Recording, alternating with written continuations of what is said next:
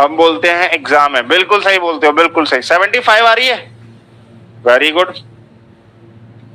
एक दो स्टेशन है जी, एक पी है और एक क्यू है। ध्यान से देखो, एक पी है और एक स्टेशन है क्यू। इन दोनों के बीच की डिस्टेंस को एक ट्रेन जो है वो 48 मिनट में तय कर देती है नॉर्मली। यानी कि अगर मैं टाइम लिखूं पी का समय जो दिया गया है वो कितना दिया गया है कि ये 48 मिनट में कवर कर देती है, ठीक है।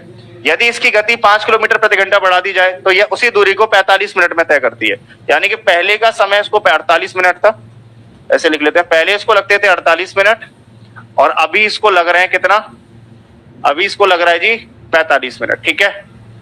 क्लियर है, सही बात समझ आ गई, ठीक है।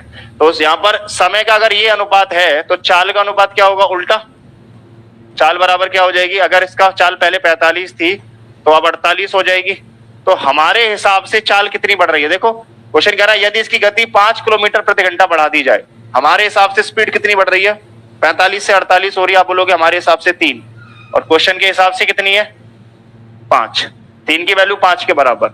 तो वो ये पूछ रहा है उसकी शुरुआती गति बताइए। तो शुरुआती गति कितनी थी उसकी 45, तो 45 की वैल्यू कितनी होगी ये पूछ रहा है।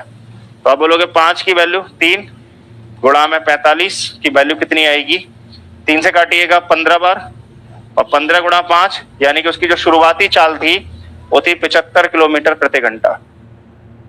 शुरुआत में उसकी चाल क्या रही होगी 75 किलोमीटर पर आवर, 75 किलोमीटर प्रति घंटा। उम्मीद है सबने आंसर कर दिया होगा इसका, ठीक है। पहले की